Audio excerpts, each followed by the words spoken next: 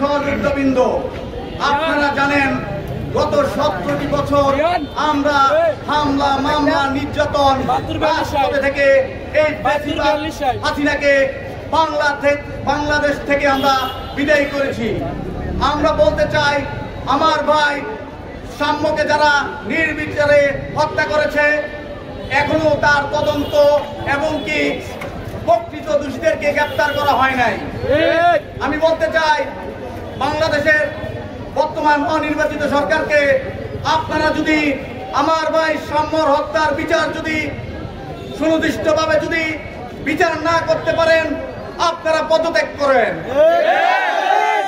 আর যদি আপনারা পদত্যাগ যদি না করেন, বাংলাদেশ জাতীয়তাবাদী ছাত্রদল সারা বাংলাদেশে রাজপথে নেমে আপনাদেরকে মাঠ থেকে পদত্যাগ করা হবে।